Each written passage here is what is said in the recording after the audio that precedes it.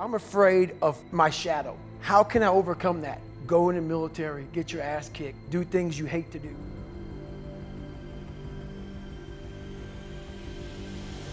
It was the recruiting era for me when I started becoming like the Navy SEALs needed more blacks in the SEAL teams. And that's what people don't understand. Like, why did you become a recruiter in the SEAL teams? I was one of the few black guys, and I'd already done Badwater. And so the Navy SEALs were like, oh my God, like we could use this guy to try to get the 1% of the African Americans in Navy SEALs up to maybe 2%. War is a nightmare. War is awful. It is indifferent and devastating and evil. War is hell. But war is also an incredible teacher, a brutal teacher, and it teaches you lessons that you will not forget. And so I hit the road and started doing that. But I also I'm not a big guy on social media. So I was actually happy to kind of pull away from it. I'm just not big on that stuff. Even today, I'm just not a big fan of it, man. I'm a big introvert. I get a lot of my strength from being introverted. Over twice the population of the United States. Go one more generation, and you can change the entire population of the world, 8 billion people. If you think it's hard to change the lives of 10 people, change their lives forever, you're wrong. In war, you are forced to see humanity at its absolute worst. And you are also blessed to see humanity in its most glorious moments. War teaches you about sorrow and loss and pain.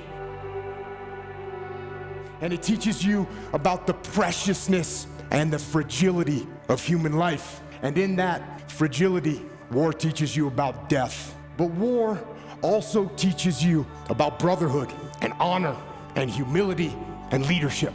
And unfortunately, war teaches you the most when things go wrong. I'm like this close to giving like a heartfelt answer about that, about how, well, you got to do this, that, and the other thing. But it's about this far in my mind. It's like a switch that I can reach back to at any point and say that the worst possible day that you have on this base isn't 15 minutes of the pain that the guys felt at the Chosin Reservoir, at Normandy, at Gettysburg. And for me, one of the most impactful lessons that I learned from war was in the spring of 2006 in the city of Ramadi, Iraq, which at the time was the epicenter of the insurgency, where brutal and determined terrorists ruled the streets.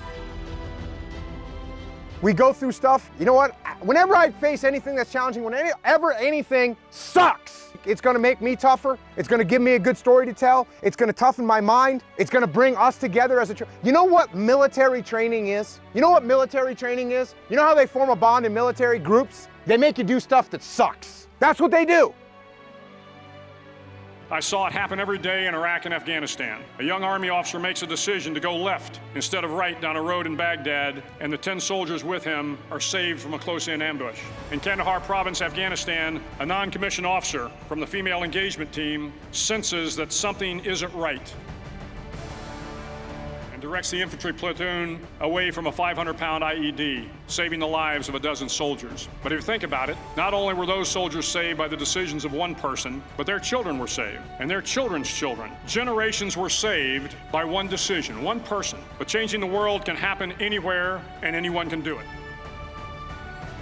Ramadi was taken over by ISIS, and there was literally a black flag of ISIS flying over the government center in Ramadi. And so that's complete symbology of what happened. And that was awful to see. Mainly, not yes, because we fought for it. Yes, because Americans sacrificed greatly to provide that city the opportunity for stability. And especially my friends and my brothers that died. So that was just heinous to see.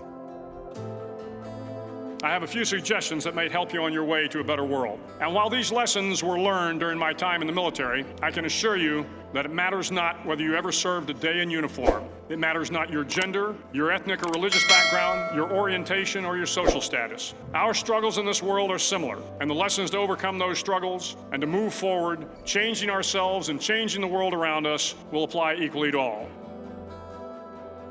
It would be a challenge, it would be a hard fight, there would be sacrifices made. I hope that the Iraqi army continues to press forward on to Mosul next and continues in this. It really is a war of epic proportions because you've got a group that is counter to everything that normal society should be.